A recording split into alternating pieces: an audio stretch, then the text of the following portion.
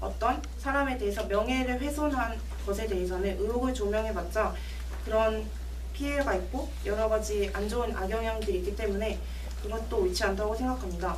그리고 반대측 세 번째 주장이었던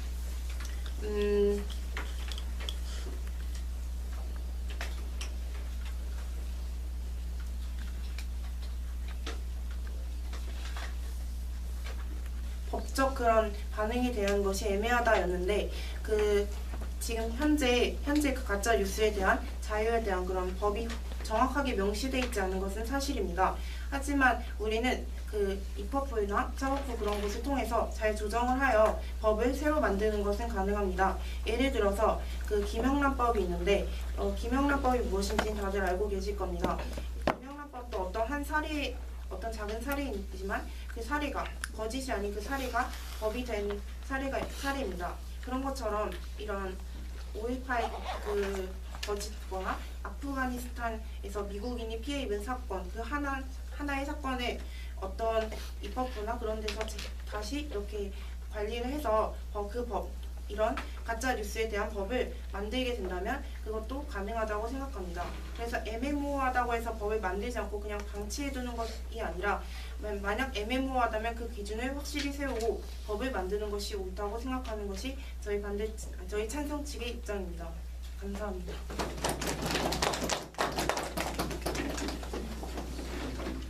예, 다음은 문답 시간에 갖도록 하겠습니다. 입법 문답 3분 동안 해주시면 되겠습니다. 일어나서 해주시면 됩니다.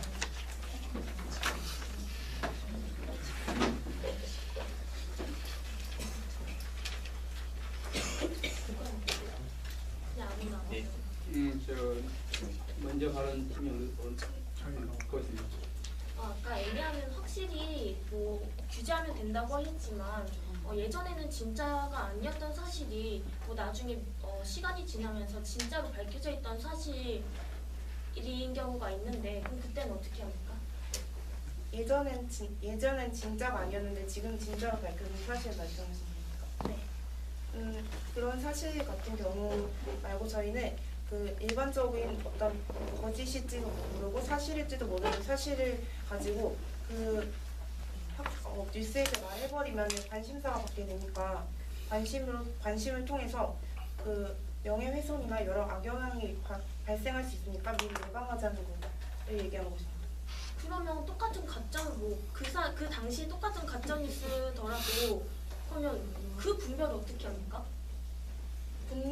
분별하다가 그런데 그 명예훼손이나 그런 악영향이 발생하면 안 되는 것이고 꼭 뉴스뿐만 아니라 경찰이나 그런 직업이 있으면 그런 직업을 통해서 조사를 하고 수사를 하는 과정에서 꼭 그것을 언론에 그 이름 예를 들면 김 XX라고 하지 않고 경찰에서 개인적인 조사 다른 사람에게 알려지지 않는 조사를 하는 것이 더 맞다고 생각하시지 않나요? 명예훼손이 발생하지 않는 것을 일단 단절하려면 그렇게 하는 것이 올까요? 그럼 지금 말하시는 법적인 규제는 뭐 가짜 뉴스가 나고 그 다음에 뭐 규제하자 이런 말씀이신가요? 가짜 뉴스가 나면 그 다음에 규제가 된다고요? 네, 그 말인가요? 그 말은 아니에요. 가짜 뉴스를 애초에 그냥 만들면 안 된다. 막자 법으로. 아예 사전에? 네, 그 말입니다.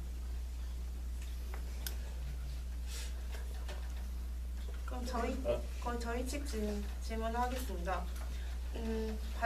아까 반론에서 이상한 토론자께서 진실을 알 수도 있는 그 조명을 한 두 번째 그 반대측 두 번째 근거에서 의혹으로 조명을 받을 수 있다는 것에 대해서 보충 설명을 하시면서 진실을 더 많은 사람들이 사실을 알 수도 있지만 그러니까 많은 그 발언하시는 과정에 대한 반박을 하면 진실을 알 수도 있지만 그 조명을 받는 과정에서 어떤 사람은 그 가짜 뉴스가 진실이라고 받아들이는 사람도 있을 수 있는데 그런 사람은 어떻게 다시 그 진실로 받아들인 사람에 대해서 어떻게 하실 겁니까?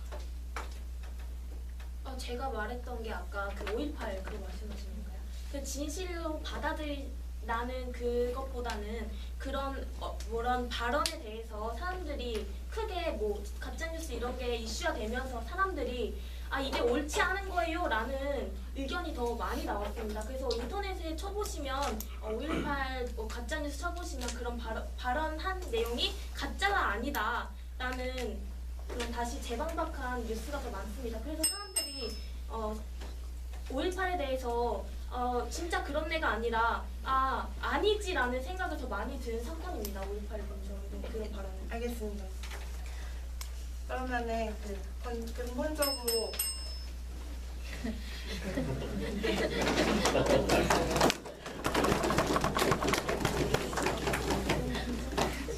다음 협의 시간 필요하신가요?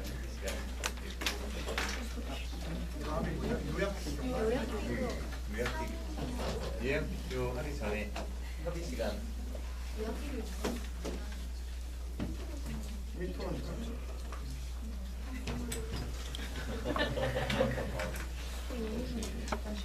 협의 시간 필요하신가요?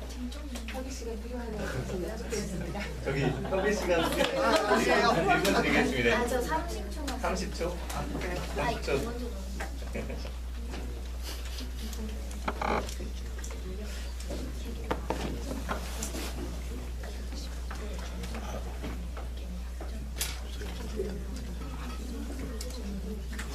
잘하냐?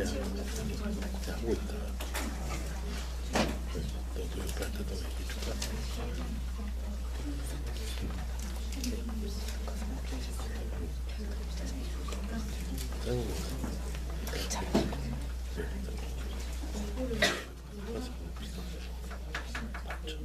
네, 시간 됐으니까 요약 비교 해주십시오.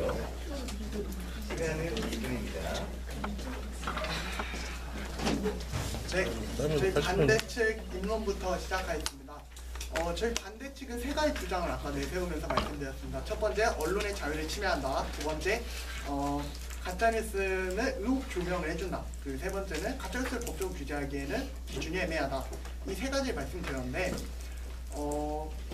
일단은 언론의 자유라는 것은 누구도 침해할 수 없고, 그것이 만약에 정부의 규제로 처음에 시작이 되었지만, 그 처음에 가짜뉴스, 나중에 언론까지 확대되게 되면서 총체적인 언론에 대한 규제가 발생할 수 있는 것이 사실입니다.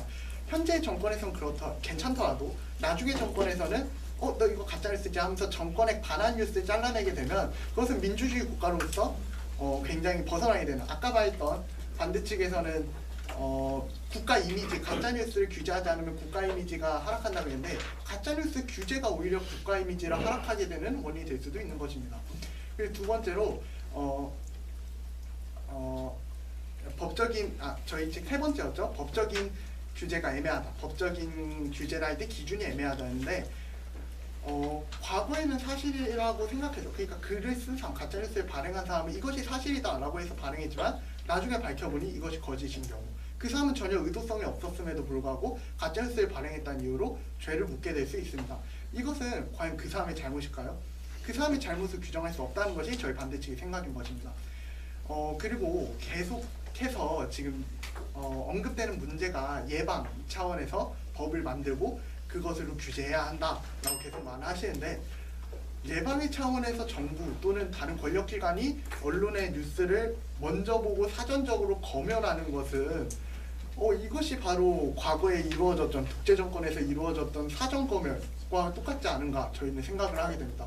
사전검열은 과거로부터 시작돼가지고 현재는 많이 없어진, 자유민주주의로 나아가기 위해서는 절대 있어서는 안 되는 문제를 가짜뉴스를 규제한다는 명목하에 부활시키게 되면 현재 우리나라가 가지고 있는 이런 여러 청렴한 또는 여러 자유민주주의가 훼손됩니다. 그렇기 때문에 저희는 가짜뉴스를 법으로 규제해서는 안 된다고 생각하는 바입니다.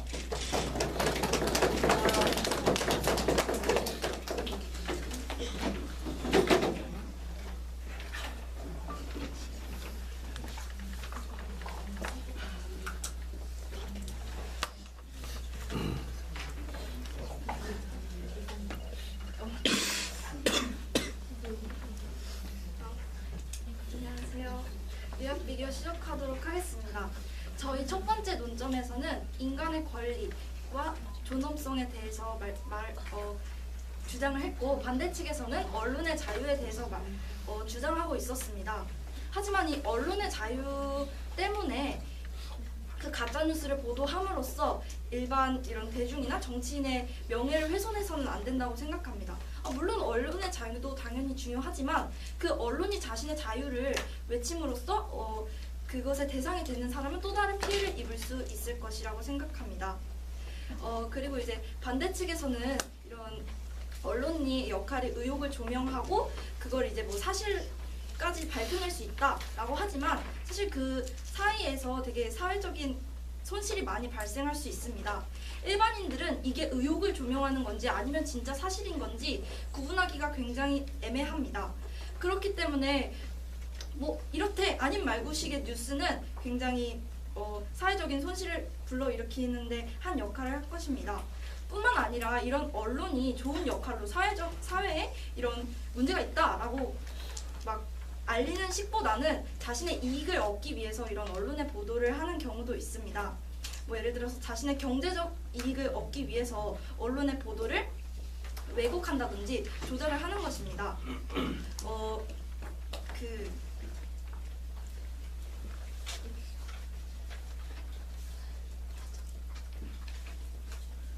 눈길을 사로잡는 헤드라인이나 아니면 자극적인 내용을 통해서 조명하는 것이지 독자에 되게 흥미를 불러일으키는 것이지 그것이 의혹을 조명하는 일이라고만은 볼 수 없을 것입니다.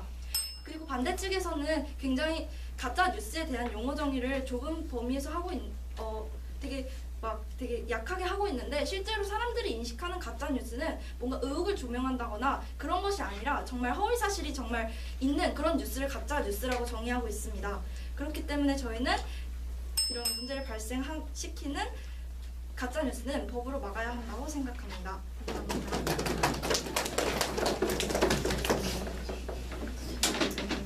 네, 다음은 전체 문답 시간입니다. 전체 문답은 앉아서 하도록 하겠습니다. 먼저 질문을 자유롭게 손을 들어서 해주시면 될 것 같은데요. 김세은. 저요. 아까 요약 비교 일정자께서 요약 비교하실 때 독재 정권이라는 말을 하셨잖아요. 네. 그러면 지금 우리나라 민주주의잖아요. 그렇죠? 근데 지금 우리의 법은 모두 누구를 위해 만들어졌죠? 국민을 위한. 그렇죠. 사람을 위해서 만들어진 법이잖아요. 근데 표현의 자유가 사람의 인권을 침해하면 그것도 옳다고 보세요? 그러면 표현의 자유를 존중하지 않고 그것을 국가가 주도적으로 법적으로 규제하게 되면 사전에 예방 차원이라는 명목하에 그렇게 되면 그것은 언론을 탄압하는 아까 말한 그 민주주의 사람들을 위해서 만들어졌다고 했죠. 그럼 사람들을 위해서가 아니라 권력층 일부 소수를 위해서 만들어진 거 아닙니까? 그러면 표현의 자유도 사람을 위해서 만들어졌다고 인정하시죠? 네, 사람을 위해 만들어졌죠. 그러면 그런 사람들이 국민들이 가짜 뉴스로 인해서 많은 다수의 사람들이 명예를 훼손당하고 인권을 침해당하고 아까도 이투문자께서 말씀하신 것처럼 5.18 인권 모독에 대해서 반론하신 것처럼 인권을 모독했는데 그거에 대해서 관심이 쏠려서 옳다라고 말씀하신 게 표현의 자유인가요? 그렇다면 언론으로 인해서 얻고 있는 이득이 이득이 많을까요? 손해가 많을까요? 제가 어떻게 알죠? 정답. 그러면 지금 전체 문답이지. 자, 한 번씩 했으면 약간 아까 정부가 그걸 탄압하면 반쪽 사회가 되는 거 아닐까요? 탄압 반쪽 사회가 된다고요? 네. 정부가 언론을 탄압하면 반쪽 사회가 된다. 네. 그렇게 따지면은 일단 공적으로 뉴스를 가짜 뉴스를 탄압하는 기관은 정부가 아니라 언론중재위원회나 법원, 중앙선거관리위원회 등이 통제를 하고요. 대법원에서는 그게 사실적인 증명이 없더라도 그게 진실로 믿을 만한 내용이라면 그거는 뭐 사실적인 보도로 인정하고 있습니다. 그러면 단지 정치적 풍자 같은 것도 그러면 가짜 뉴스로 그럼 분별되어서 아예 언론이 뭐 정치적 풍자나 아니면 의혹을 내세울 수도 없는 건가요? 저희가 용어 정리에서 말씀드렸다시피 가짜 뉴스는 어떤 허위 정보를 담고 있는 뉴스를 말하지 풍자나 의혹 제기는 저희가 계속 말씀드리는 것처럼 가짜 뉴스가 아니라고 생각합니다. 근데 2016년 총선 선거 때 그런 가짜 뉴스를 뭐 억제하겠다는 명목으로 했지만 그 중에서는 정치적 의혹이나 풍자 같은 것도 섞여 있었습니다. 그러면 우리나라가 나중에 뭐 규제할 때 그런 거를 안 규제한다는 그런 근거가 되지 않지 않습니까? 그러면 그런 루머가 진실로 되는 그런 가짜 뉴스가 얼마나 많은 비중을 차지하는지 알아요? 근거가 있으세요? 저는 그런 진짜 가짜가 진짜가 되는 걸 말하는 게 아니라 풍자 같은 걸 말하는 겁니다. 그러니까 그런 가짜 뉴스가 어떤 비율이 가짜 뉴스 중에 어떤 비율을 차지하는 근거가 있으세요? 그건 적겠지. 그거는 대부분 가짜 뉴스의 대부분이 진짜 의혹이 아니겠지만 그런 조금이더라도 그런 이슈가 되어서 진짜로 밝혀진다면 우리 사회에 이득이 되는 거 아닙니까? 소수의 가짜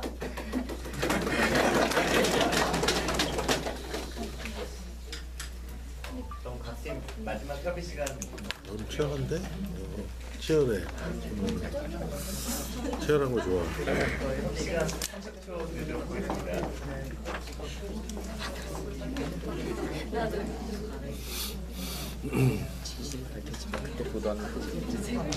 아니지, 그건 아니지. 진실이 거짓으로 밝혀지면 그때 혼을 내줘야지. 먼저 쓰는 것 자체를 막으면은 정당한 것가 처음부터 못 나올 확률이 되게 높지. 그렇지. 그게 맞는 것 같아. 그런 방법을 분별할 수 있는 능력을 키워줘야지. 근본적인 해결이다. 가짜 뉴스 정치적 사실에 대한 그래서 통계자료가 마지막 나와서 최종 발언해 주십시오. 시간은 근데 이게 저희 아까 저쪽에 세 번째 얘기한 것처럼 이게 가짜 진짜 진짜지를 당장으로 확인이 안 되는 경우들이 되게 많잖아. 예를 들어서 이게 한 며칠 아니면 길면 몇 년이 지나야 이게 정확한 그게 가짜구나 진짜구나라고 나오는 게 있는데 그때까지 들어서 확인하니까 맞아 언론에 못 넣는 거 맞아. 안녕하십니까. 반대측 3토론자 김주태 토론자입니다. 저희는 이번 논제인 가짜뉴스를 법으로 막아야 된다에 대해서 저희는 반대합니다. 이유 왜냐하면 저희 논점인 세 가지 자유를 침해하고 의혹 제기할 수 있고 법적으로 구분이 힘들다가 일단 이유가 일단 있고요. 그 다음에 반대측에서 말씀하셨던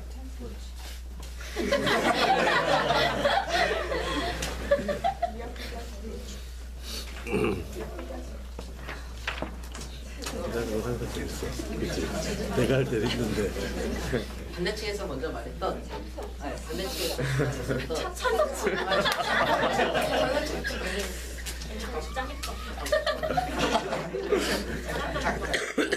넘기도록 하겠습니다.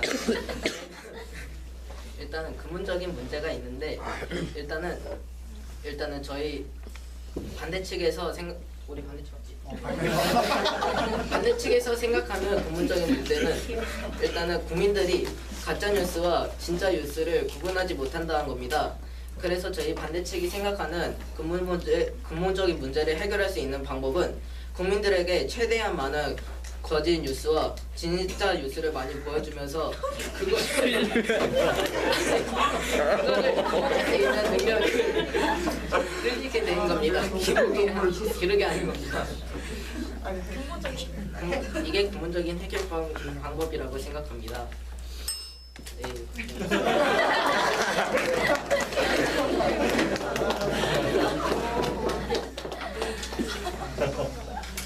네. 30초 정도 예, 30초 드리도록 하겠습니다.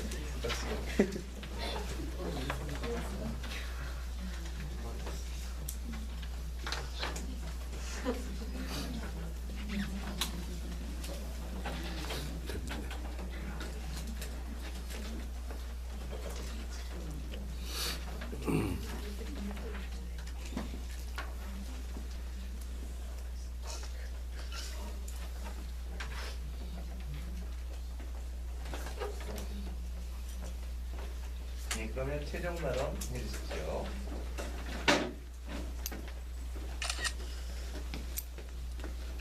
안녕하십니까. 저는 최종 발언을 맡은 찬성 측 삼토론자입니다.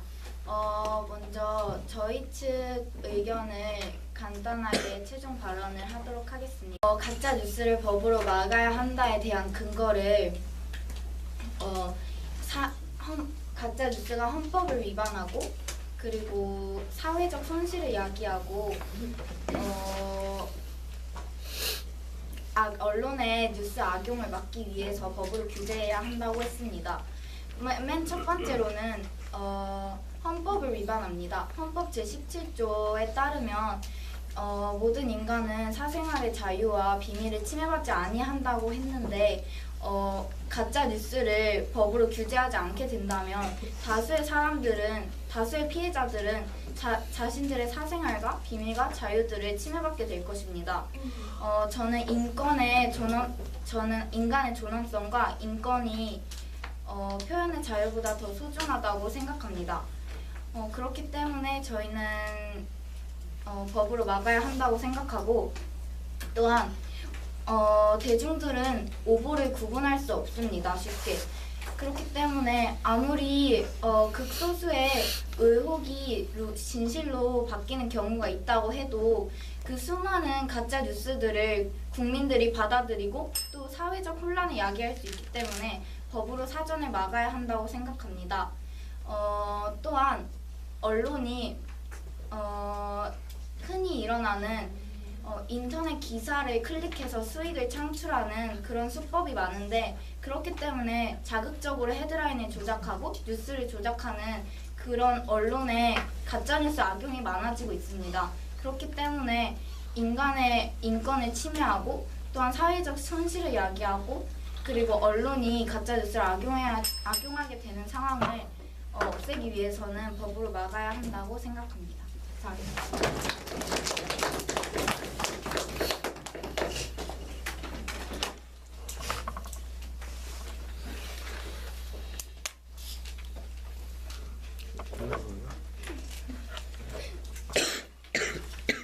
남았겠죠? 오늘 예정 시간은 2시 20분까지인데 지금 16분이네. 남았겠지? 평소보다 어때? 오늘 이 자리가 훨씬 더 떨리고 부담스럽고 평소에는 상당히 자연스럽게 거의 다 잘했는데 오늘은 상당히 당황해하는 모습도 눈에 띄고 그러죠. 이게 아주 이거 자체가 상당히 좋은 기회였다고 생각합니다. 네, 지호쇼 박사님 지도해 보겠습니다.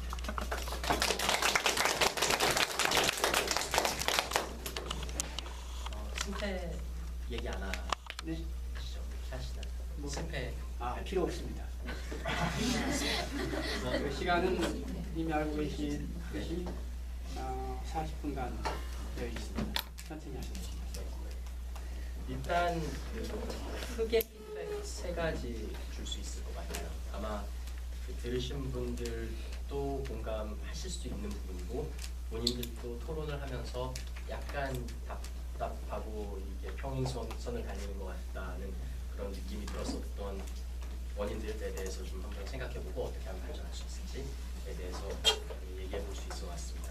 첫 번째는 토론을 좀 더 명확하게 하기 위해서 정의를 내리는 부분에 대해서 양 팀 모두 발전할 수 있는 부분이 있을 것 같아요. 일단 잘한 부분도 있고 발전할 수 있는 부분인데 두 팀 다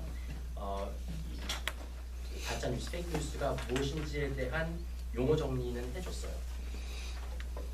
그런데 이 용어 정리가 아주 명확하지는 않다 보니까 사실 이 토론 중반 정도쯤 되니까 도대체 우리가 무엇은 오케이라고 하고 무엇은 안 된다고 하는지에 대한 평행선을 달리기도 하고 팀 자체 내에서도 약간 헷갈리기도 하는 부분들이 있었던 것 같아요. 그래서 나중에 규택이 조금 헷갈려도 충분히 이해해요. 왜냐하면 팀 내에서도 약간 헷갈리는 것이 있었기 때문에 전혀 탓하거나 창피할 필요 없는데 분명히 이렇게 될 수 있었다라고 생각합니다.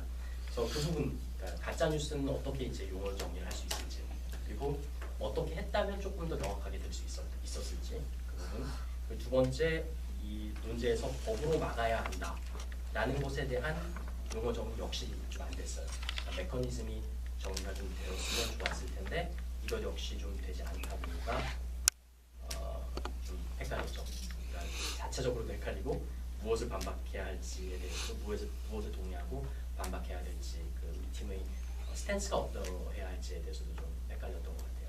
그게 첫 번째고요.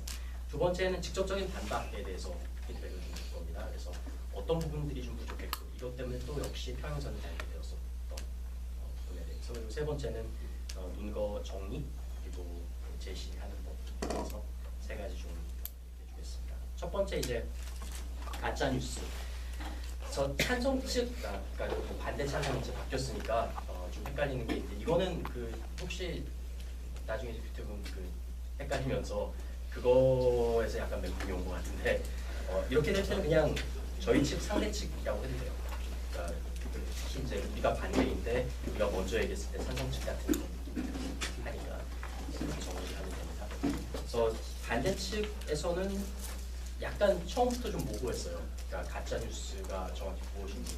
그러니까 처음에 초점을 맞춘 것은 그 여러 가지 얘기가 있었지만 어떠한 관점을 이끌기 위한 목적으로라는 것이 있었는데 꼭 그러면 이게 그러한 커멘터리만 그러니까 사설 같은 것만 적용되는 것인지 아니면 그냥 우리는 팩트를 제공합니다라고 말하면서 잘못된 내용을 말하는 것도 포함된 것인지에 대해서 약간 명확하진 않았는데 어쨌든 결과적으로 보자면 그 실제로 100% 틀린 것까지는 아니고 틀렸는지 아닌지 정확하게는 모르는 의혹 제기 정도로 정리가 된 것 같아요. 결과적으로는. 근데 이것도 약간 왔다 갔다 했죠. 그러니까 케이스 시프트라고 하는데 그 케이스가 딱 명확하게 처음부터 나간 것이 아니라 약간 그 용어를 어떻게 활용할지 우리가 무엇을 지지할지에 대해서도 좀 왔다 갔다 한 것 같아요. 찬성 측에서는 그 용어 정리를 할 때 허위 사실을 팩트로 가공해서 믿게 하는 이러한 식으로 얘기를 했어요. 그래서 대중을 유포한다, 대중에게 유포한다. 이렇게 되면 사실 이제 정의에 대한 충돌이 있다라고 말할 수 있어요. 그러니까 definition challenge라고 하는 건데 서로 다른 정의를 주장하고 있는 것이죠. 그러니까 이런 경우가 있을 때는 좀 직접적으로 이 용어 중 어떤 것이 좀 더 정확한 것인지 무엇에 대해서 말해야 할 것인지에 대해서 정리를 하는 것이 필요할 것 같습니다. 그러니까 그것을 명확하게 정리를 하지 않고 그냥 우리 나름대로 생각한 대로 밀고 나가면 평행선을 달리는 토론이 될 수 있다는 거죠. 그래서 이런 definitional challenge가 있을 경우에 어떻게 하냐면 첫 번째, 상대편이 말하고 있는 정의가 왜 틀렸는지 왜 우리가 말하고 있는 정의가 더 적합한 것인지에 대한 토론이 좀 오가야 하고요. 두 번째, even if라고 합니다. 그러니까 저쪽이 말하는 것이 옳다 하더라도 그래도 왜 우리는 허용해야 되는지 아니면 법적으로 규제를 해야 되는지 이러한 식으로 어떻게 보면 그 굉장히 복잡해질 수 있어요. 그래서 그 definition이 들어가는 정의에 대한 토론을 상당히 안 좋아하긴 하는데 첫 번째 어떤 정의가 옳은지에 대한 토론, 두 번째 이쪽 정의가 맞다면에 대한 토론, 그리고 세 번째 이쪽 정의가 맞다면 저쪽 정의가 맞다면에 대한 토론. 그러니까 세 갈래로 이렇게 이루어진다라고 생각을 하면 되는데 이렇게라도 하지 않으면 그러니까 진짜 평행선을 달리는 토론이 될 수밖에 없어요. 이런 경우에는 어떻게 하면 좋냐면요. 그러니까 이런 그 어려움을 좀 피하기 위해서 좀 깔끔한 토론이 되기 위해서 우리 측이 주장하기 가장 편한 정의로 하는 것이 아니라 그냥 보통 사람들이 일반적으로 생각했을 때 페이크 뉴스는 무엇이라고 받아들일까라고 생각하면서 다양한 그런 관점이 있을 수 있겠잖아요. 그러면 그러한 관점들 모두에 적용될 수 있을 만한 논거들을 들고 나오면 가장 좋습니다. 그러니까 결과적으로는 어떻게 보면 반대 측에서는 가장 좀 그 서포트하기 쉬운 거, 그러니까 의혹 제기, 그러니까 의혹 제기하는 거 안 된다라고 말하면 진짜 말하듯이 막 정부가 규제하고 다 그러니까 그런 거 안 된다라고 말하는 걸로 있잖아요. 굉장히 말하기 편한 내용들이에요. 이쪽에서는 그러니까 100% 틀린 거에 대해서만 얘기를 하게 된 거잖아요. 그러니까 둘 다 어떻게 보면 토론의 주제가 될 수 있는 것들이에요. 그래서 두 가지 모두에 대해서 처음부터 좀 포함을 시켜서 토론을 했다면 좀 풍성한 토론이 될 수 있지 않았을까, 그리고 좀 더 명확한 토론이 될 수 있지 않았을까 싶습니다. 두 번째, 법으로 막아야 한다는 것에 대한 정의도 명확하지 않았었죠. 정책 주제 같은 경우에는 메커니즘이 좀 명확할수록 좋아요. 이만큼 명백한 정책 주제가 있을 수 없어요. 처음에 시작할 때 얘기는 안 했지만 굉장히 국제적인 그 기준에서 볼 때 잘 만들어진 정책 문제예요. 김병 선생님께서 계시기 때문에 얘기를 하는 게 아니라 실제로 2016년 그 트럼프 대선 그 시기에 실제로 국제 대회에서 굉장히 많이 다뤘었던 문제이기도 하고요.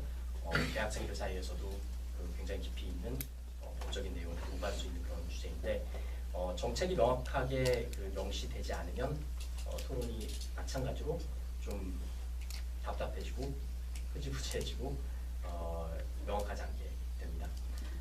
하드라인으로 갈 수도 있고 약간 소프트하게 갈 수도 있어요. 하드라인은 뭐냐면 그냥 진짜 그 강대 강으로 갈 수 있어요.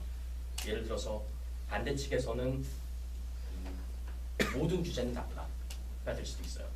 그러니까 무엇이든 간에 규제하는 것은 나쁘다. 언론이라면 무슨 말이나 할 수 있게 해줘야 된다. 라고까지 갈 수도 있어요. 찬성 측은 사전 규제, 검열로 이쪽에서 몰고 갔던 것 같은데 그리고 그쪽으로 이제 약간 프레임이 맞춰져 갔었던 것 같은데 처음부터 우리는 사전 검열 필요하다고 생각합니다. 라고 할 수도 있어요. 말할 수 있는 내용들은 많이 있어요. 그러니까 무엇에 대한 사전 검열, 그리고 어떻게 할 것인지에 대한 것만 명확히 규정을 한다. 그게 이제 하드라인이고요. 아니면 약간 소프트라인이라고 해서 거기까지는 아니지만 이 정도는 오케이고 이 정도는 안 되겠다라고 해서 토론을 좀 더 좁혀서 하지만 명확한 그러한 토론이 오가는 수 있어요. 예를 들어서 찬성 측 같은 경우에는 거의 이제 규제까지 사전 검열까지 갔었던 것 같은데 그렇게까지 갈 필요 없을 수 있어요. 예를 들어서 현존하는 법적 규제가 충분합니다. 그러니까 명예훼손 얘기를 했잖아요. 명예훼손이 이미 있기 때문에 그것으로 인해서 발생할 수 있는 어떤 피해는 막을 수 있는 부분들이 있다. 그러니까 예를 들어서 명백하게 틀린 사실이고 상대를 해하려는 목적이 있음에도 불구하고 그것을 퍼뜨렸다, 유도했다 라고 한다면 다른 어떤 법을 제정하지 않다 하더라도 현존하는 규제 내에서도 충분히 억제 기능이 있다라고 말할 수는 있는 거죠. 반대측이구나. 네, 반대측에서 그런 얘기를 할 수 있는 거죠. 찬성 측에서는 그러한 억제할 수 있는 기능이 충분하지 않기 때문에 더 많이 해야 된다라고 말할 수 있는 거죠. 그렇다면 이쪽에서 말하자고 하는 것은 어떤 것인지, 그러니까 명예훼손보다는 좀 더 많이 해야 되는데 사전 검열은 아니라면 사후 처벌이라면 어떤 식으로 할 것인지에 대해서 명백하게 했을 경우에 이것과 그러니까 이 제도와 저 제도 사이 직접적인 비교가 훨씬 쉬워진다라는 거죠. 무슨 말인지 알겠나요? 그러니까 예를 들어서 뭐 이렇게 할 수도 있어요. 현존하는 명예훼손 같은 경우에는 아까 얘기했듯이 이게 대상이 애매하다라고 얘기를 했잖아요. 악의적인 이유로 이 말을 하고 있는 것인지가 이제 불명확하다라고 했다면 찬성 측에서는 이렇게 얘기할 수 있죠. 언론 보도 매체에서는 팩트인지 아닌지 최소한의 어떤 수사를 통해서 맞는지 아닌지를 구분한 다음에 말을 뱉을 권리가 있다. 왜냐하면 그만큼의 큰 파워를 가지고 있으니까, 영향력을 가지고 있으니까. 그런데 그러한 최소한의 수사를 하지 않고 어떠한 말을 하였고, 혹은 이것이 그러니까 사실이 아닐 수도 있다라는 합리적인 의심을 가질 수 있음에도 불구하고 그것을 무시하고 그냥 어떠한 말을 뱉었다. 그리고 결과적으로 말한 보도한 내용이 사실이 아님이 드러났다. 이러한 경우에는 사후 처벌하겠다라고 한다면 현존하는 명예훼손과는 좀 다를 수도 있어요. 네, 비슷할 수도 있지만, 그래서 이러한 식으로 지금 현존하는 것과 그렇지 않은 것, 이러한 것의 차이를 구분해서 명확하게 해줬다면 역시 조금 더 평행선을 달리지 않는 토론이 될 수 있지 않았을까라고 생각합니다. 정답은 없어요. 아까 얘기했던 하드라인 케이스가 사실 좀 더 쉬워요. 왜냐하면 이렇게 명확하게 구분을 하고 이런 것보다는 우리는 모든 규제는 나쁩니다. 어느 정도의 규제는 필요하다고 생각합니다. 특히 뭐 이러한 그 개인의 피해가 있기 때문에 뭐 사전 검열까지 필요하다고 생각합니다. 이렇게 하면은 플래시가 훨씬 커지기 때문에 토론은 훨씬 시원해요. 하지만 현실성은 조금 떨어지고. 네. 그래서 그 이러한 대중 앞에서 하는 토론 같은 경우에는 좀 더 시원할 수 있는 게 하드라인 케이스. 하지만 좀 더 현실성이 있는 부분은 소프트 라인으로 해가지고 좀 명확하게 규정하는 케이스. 뭐 어떤 그 전략적 선택을 하든 명확한 선택은 필요하다라는 거. 특히 1년사들이 이러한 것을 좀 잘해줘야 된다라는 걸 얘기해주고 싶었습니다. 두 번째가 이제 그 직접적 반박에 대한 것인데요. 특히 이제 우리 한국 토론 문화 같은 경우에 직접적으로 반박하는 것보다는 상대가 말한 것을 좀 인정해주면서, 그러니까 존중심을 보여주면서 그것도 맞지만 이것은 어떠합니까? 라고 하는 식이 좀 많이 있는 것 같아요. 약간 우리 문화에 그런 것이 있는 것 같아요. 근데 지나치게 그렇게 그 돌아가다 보면 마찬가지로 명확하게 그 쟁점이 있지 않게 되는 부분이 있는 것 같습니다. 여기서 제가 그냥 일방적으로 얘기하는 게 아니라 몇 가지 좀 물어볼게요. 예를 들어서 그 반대 측에서 의혹 조명을 하는 것의 가치에 대해서 좀 얘기를 했어요. 그러니까 페이크 뉴스를 허용하는 것에는 명확히 팩트가 아니거나 뭐 맞거나 틀린 것이 밝혀지진 않았지만 의혹 조명을 통해서 사회적인 어떤 그 이슈화를 하는 것의 가치에 대해서 얘기를 했어요. 찬성 측에서 거기에 대한 직접적인 어떠한 반박이 있었나요?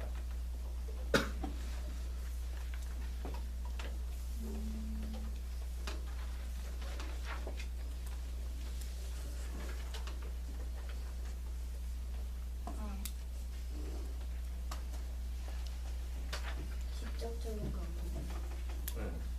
그러니까 심지어 저쪽에 첫 번째 논거임에도 불구하고 그러니까 직접적인 그러니까 이것보단 이러한 것이 더 중요합니다라고 말하는 간접적인 내용들이 충분히 있고 저쪽이 말하는 내용에 대해서 약간 좀 그 100% 믿지 못하게 할 수 있을 만한 내용들이 없지는 않아요. 그래서 간접적인 반박이 없지는 않지만 직접적인 반박은 없어요. 그러니까 마찬가지로 반대 측에서 인권 침해에 대해서 얘기했죠. 그러니까 첫 번째 논거예요. 거기에 대한 직접적인 반박 뭐예요?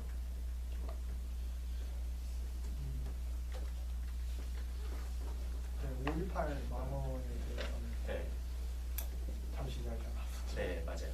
그러니까 그게 그나마 이제 가장 직접적인 반박이라고 말할 수 있는 것 같아요. 근데 그 반박 내용이 뭐였죠?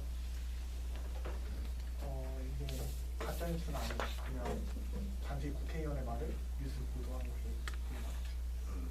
그게 본질적인 반박인가요? 이쪽에 주장하고 그건 아니죠.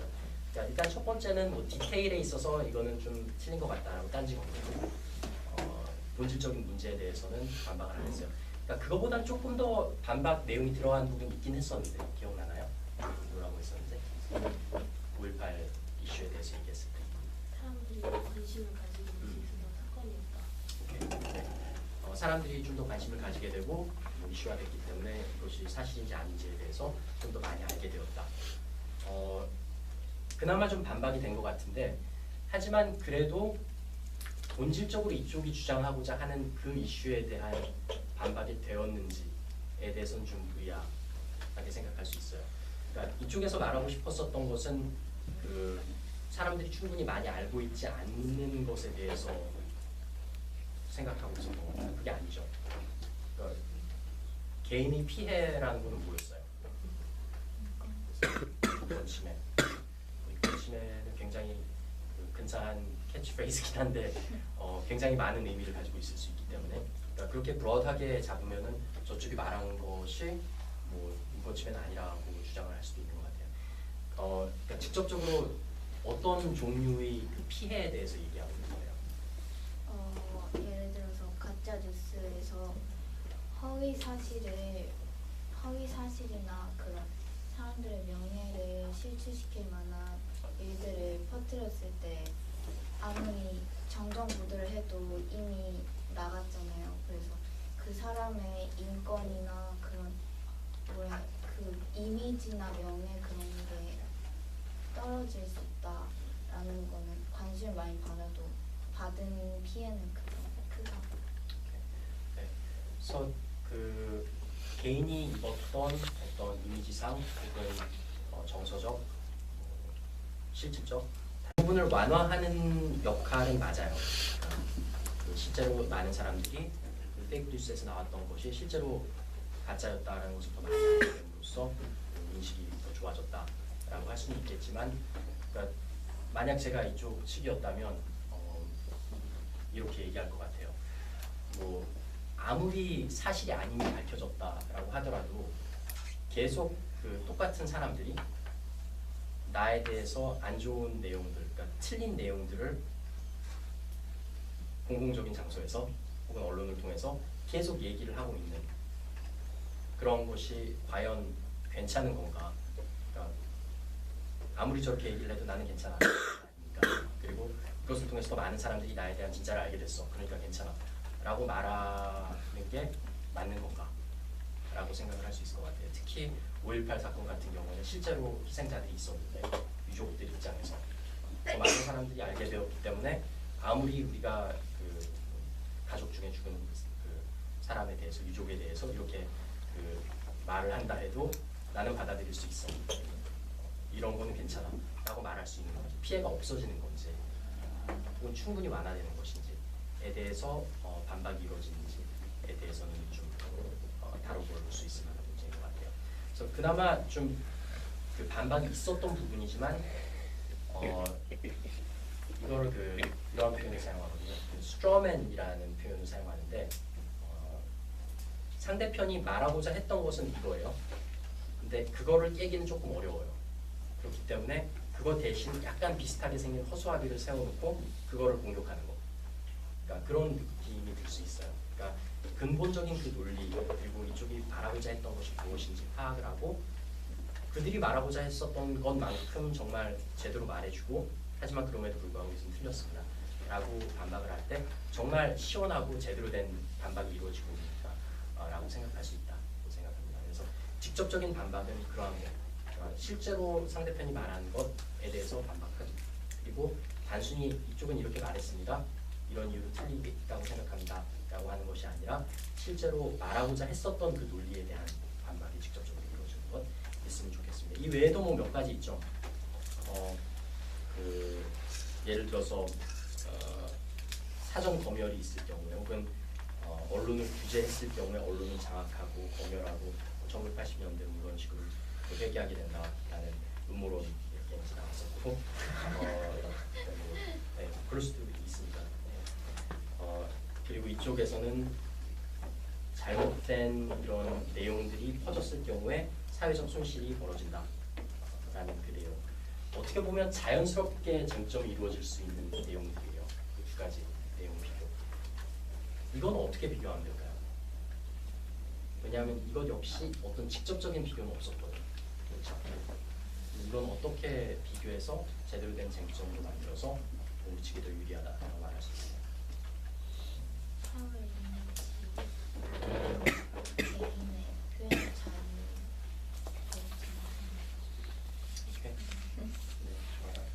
그 용어도 나왔었던 것 같아요.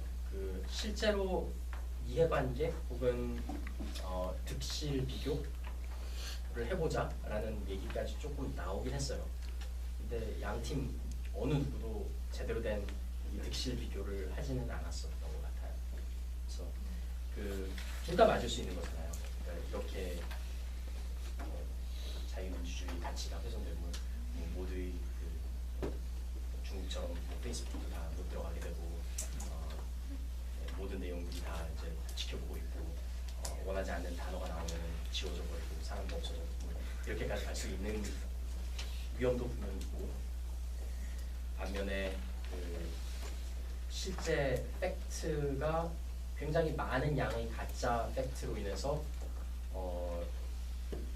진짜 팩트가 무엇인지 사람들이 모르게 되는 그러한 내용들도 있죠. 그러니까 그 drowning out 이펙트라고 하잖아요. 그러니까 굉장히 많은 시끄러운 뉴스들이 있었을 경우에 정말 필요한 것들, 정작 필요한 것들은 안 들리게 되는 그러한 효과. 양쪽 모두 사실 중요한 거거든요. 그럼 이걸 어떻게 비교할 수 있을지 그러니까 이러한 경우에 어떻게 뭐 완화할 수 있기 때문에 그거는 그렇게까지 중요하지 않다. 어떠한 예를 들어서 그 안전 방안들이 있기 때문에 너희들이 말하는 만큼 중국처럼은 안 된다. 정하지 말아라 라고 할 수 있든지, 아니면 이쪽에서 말하는 것처럼 뭐 명예훼손 제도 이런 것들이 충분히 있기 때문에 너희들이 말하는 만큼의 대놓고 그 페이크 뉴스를 말하는 것들이 많아지지 않을 것이다. 그러니까 이런 식으로 좀 오고 갈 수 있는 부분인 것 같아요. 그리고 이러한 경우에 어떠한 것이 뭐 사회적인 가치가 더 큰지, 혹은 가져올 수 있는 어떤 득이 더 큰지 실이 더 큰지에 대해서의 비교들이 좀 있을 수 있을 것 같습니다. 그래서 그 우리만의 어떤 그 논거들을 제시한다라고 생각하는 것이 아니라 우리의 논거와 상대의 논거가 직접적인 비교가 될 수 있는, 쟁점화가 될 수 있는 것들은 그렇게 그 득실 비교를 하면서 파고들 수 있는 부분이 있을 수 있었을 것 같습니다. 그래서 이게 그 직접 반박, 그러니까 반박하는 것, 그리고 쟁점 비교하는 것에 대한 이슈였고요. 세 번째 이야기를 하고자 하는 것이 그 논거 제시 그리고 정리에 대한 부분인데, 이건 조금 테크니컬해질 수 있을 것 같아요. 혹시 그 이제 지도를 받으면서 입론할 때 논거 세 가지 말하는 거가 그렇게 된 거죠. 네, 그러니까 일단 3이라는 숫자는 저도 좋아해요. 그러니까 실제로 그 뭐 심리적인 그 다양한 조사에서 3이라는 것이 굉장히 뭐 효과적이다. 2개만 하면 너무 적다고 생각하고 3개가 넘어가게 되면 너무 많아져가지고 그러니까 아무튼 이러한 조사들도 있어요. 그래서 3이라는 숫자는 좋은데 실제로 세계의 논거를 제시하고 있는지에 대해서는 조금 짚어볼 필요가 있는 것 같아요. 예를 들어서 그 반대측 첫 번째 논거가 언론의 자유에 대해서 얘기를 하면서 첫 번째가 의혹을 보도할 수 있는 권리, 그리고 두 번째가 언론을 규제하면 안 된다라고 했고요.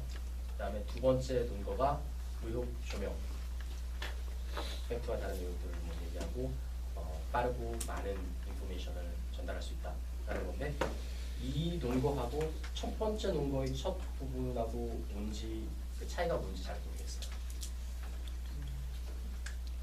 차이가 뭐예요?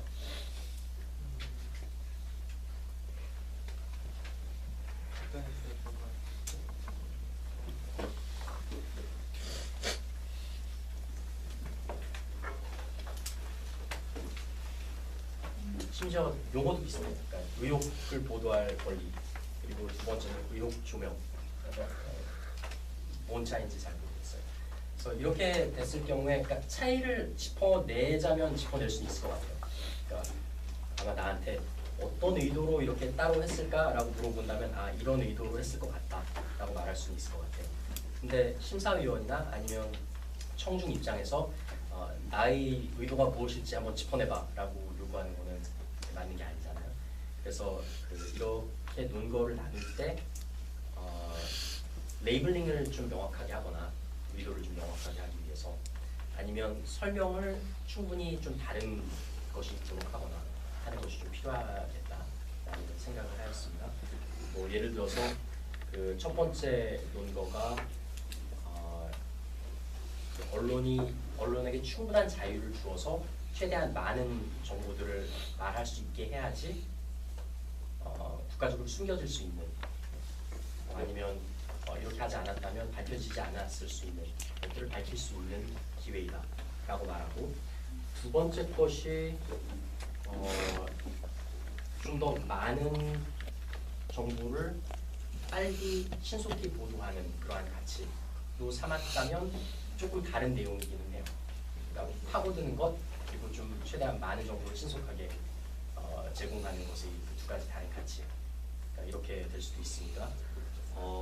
근데 굳이 그러면 첫 번째 논거에 그 얘기를 하면서 언론 규제를 했을 경우에 언론 장악이 이루어진다라는 것으로 보는 게 맞았을지에 대한 생각을 들고, 차라리 언론 장악에 대한 음모론을 좀 더 리얼하게 그리고 현실 때 좀 더 부합되는 느낌으로 충분히 얘기를 할 수 있지 않았을까라는 생각을 하게 됩니다.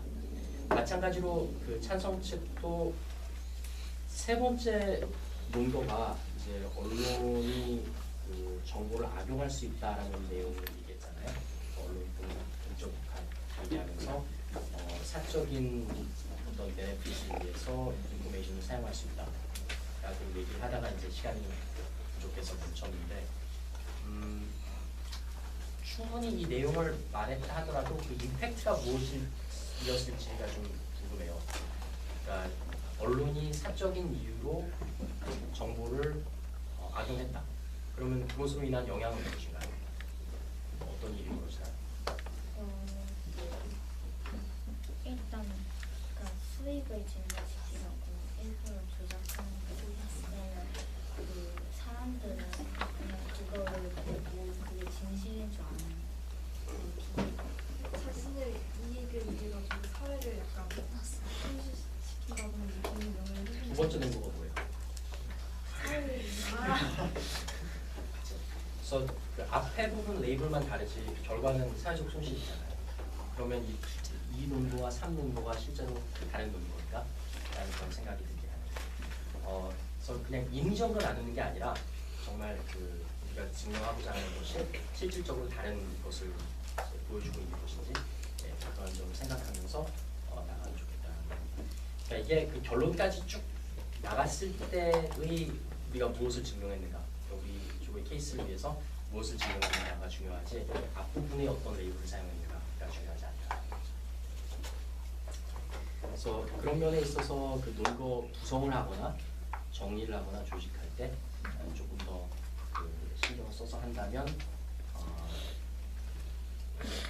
좀 더 설득력 있는 그리고 청중들이 들었을 때 헷갈리지 않는 그런 케이스가 나올 수 있을 것이다 라고 생각을 했습니다. 혹시 일단 얘기를 해주고 싶었었던 것은 이 세 가지고요. 만약에 뭐 승패에 대해서 그 얘기를 하라고 한다면 어떠한 이유 때문에 어떠한 팀이 이겼다고 생각한다라고 얘기를 해줄 수 있을 것인데 혹시 그 이 토론을 하면서 궁금했었던 거나 아니면 이러한 논거에 대해서는 어떻게 반박해야 될지에 대해서 좀 그 어려움이 있어서 막혔었던 부분 이러한 것이 좀 있었나요?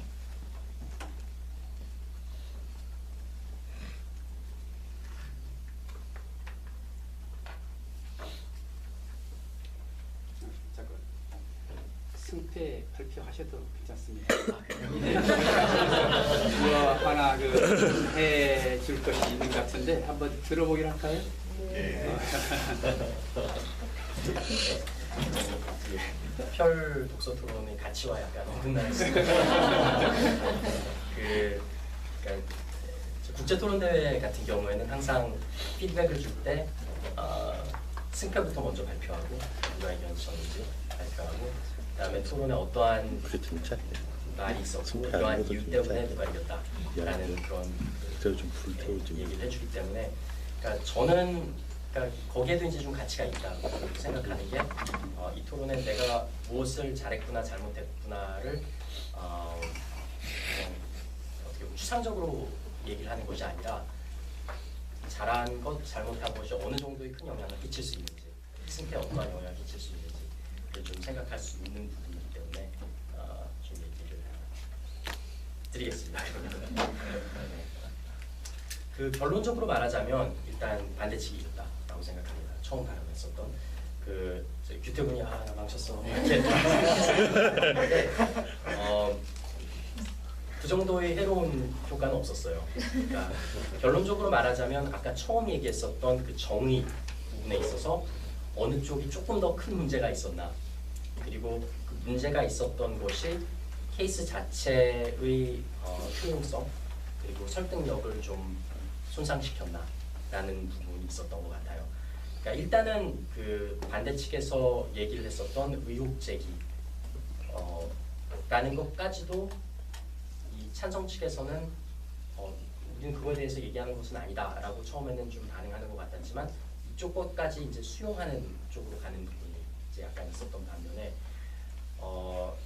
찬성 측에서 이제 좀 가장 어려움을 가졌었던 것은 아까 얘기했었던 법으로 막아야 한다라는 것이 무엇을 의미하는지. 그러니까 처음 얘기할 때도 조금 정말 이렇게까지 그 입증 의무를 가져가겠다는 건가? 라는 생각이 들었었던 거. 그러니까 명예훼손은 충분하지 않다. 그러므로 우리는 처음부터 보고해야 된다. 그러면 용어는 직접적으로 사용하지 않았지만 사전 검열을 하겠다. 라는 거잖아요. 왜냐하면 그 얘기를 했었던 게 일단 일이 터지고 나면 아무리 돈을 준다고 해도 뭔가 고칠 수는 없는 것입니다. 사고 피해 보상 이런 것은 해결이 안 된다라는 것을 얘기한 거잖아요. 그러면 도대체 할 수 있는 방법은 무엇이냐? 사전 검열밖에 없어요. 그렇죠?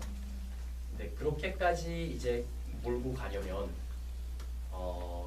상대편에서 얘기를 했었던 음모론이라고 말했던 그러한 것들까지도 사실 좀 받아들여야 된다는 것이죠. 그리고 사전 검열을 주장한다면 그러니까 말이 안 되는 건 아니에요. 이런 것도 할 수 있어요. 예를 들어서 그 불법 사이트 차단하는 그러한 기술이 있듯이 특정 이슈 같은 경우는 뭐 5.18 같은 것도 될 수 있을 것이고 특정 이슈에 대해서는 단어별로 식별을 해가지고 블록하는 기술들이 아예 없지는 않아요. 중국에서 많이 사용하고 있으니까 네. 거기만큼은 아니라 하더라도 이제 그 광범위하게는 아니라 하더라도 이렇게 막겠다라는 방법은 이제 할 수 있겠는데 이것과 뭐 사후 처벌이 어떻게 적절하게 균형을 맞출 것인지에 대한 설명은 충분히 있어야지 말하고자 하는 이 케이스가 충분히 살아날 수 있을 것 같아요. 그게 아니라면 저쪽이 말하고 있는 모든 이 문제들이 좀 나올 수 있다라는 부분. 그게 이제 첫 번째 이유고요.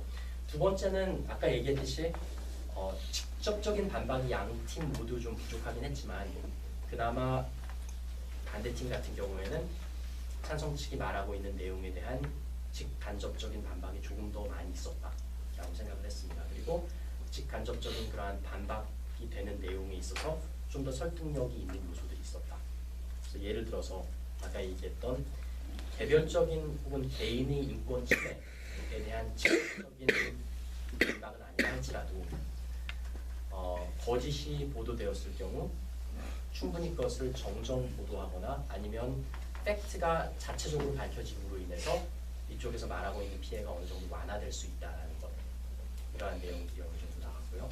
그리고 그것과 이를 통한 그 사회에서 가져올 수 있는 다양한 이득들, 예를 들어서 의혹이나 아니면 숨겨질 수 있을 만한 그러한 팩트들을 밝힐 수 있다는 점, 이러한 것들이 어느 정도 자체적으로 균형을 좀 맞춰지게 되었다. 그러니까 균형이 맞춰진 케이스가 전개되게 되었다라는 점을 얘기할 수 있을 것 같고요. 반면에 이제 반대 측에서는 인권 침해 그리고 사회 손실, 특히 뭐 제가 가장 관심을 가졌었던 것은 그 두 번째 논거였어요. 그러니까 굉장히 틀린 제대로 그 페이크한 뉴스들이 범람하게 되었을 경우 그 사회에 어떠한 손실이 있을 것인지에 대한 내용이 제대로 나오게 되면 굉장히 득실 비교에 있어서 도움이 될 수 있는 내용인데 처음 나왔었던 그 레이블링 이후에는 추가 전개가 그닥 없었던 것 같아요. 그렇죠? 뭐 이런 내용들이 충분히 나올 수 있어요. 특히 이제 요즘 같은 경우에는 워낙 이러한 보도 매체들을 선택적으로 볼 수 있기 때문에 보고 싶은 것만 보는 거잖아요. 그러면 이 페이크 뉴스가 규제가 되지 않았을 경우에 진짜 페이크 뉴스만 보는 사람들이 다수가 되었을 경우에 사회에 어떠한 영향을 끼치게 될지 그러한 것들은 우리나라뿐만 아니라 외국 사례들에서도 충분히 볼 수 있는 것이고 과거에 뭐 미국 인파이어 같은 지에서 대놓고 이제 옐로우 저널리즘 같은 뭐 누구누구는 저기 외계인이라더라 뭐 이런 얘기를 하는 것과 영향력은 이제 더 이상 비교할 수 없게 되었잖아요. 왜냐하면 예를 들어서 언론 보도에서 말한 어떤 내용을 유튜브에서 편집해가지고 터뜨리게 되고 혹은 그 SNS를 사용하는 사람들 같은 경우는 그 시스템상으로 내가 좋아하는 것이 무엇인지 시스템상으로 이제 알고 있기 때문에 그러한 것들만 계속 보도들을 주게 되는 이러한 상황일 경우에 이제 어떠한 사회적인 손실이 있을지에 대해서 충분히 말을 많이 할 수 있었던 것 같아요. 이러한 부분들이 좀 더 많이 전개되지 않고 어떤 개별적인 피해에 대해서 좀 얘기하고 국가 이미지, 결과적으로 국가 이미지에 대해서도 저쪽에서 약간 반발이 들어가고 그러다 보니까 보니까 직접적인 쟁점 비교에 있어서 반대측이 약간 더 우세하지 않았나라고 생각을 하게 됩니다. 만약에 이제 그 유태군이 나중에 얘기했었던 그 내용이 조금 더 일찍 나와 언론에 관한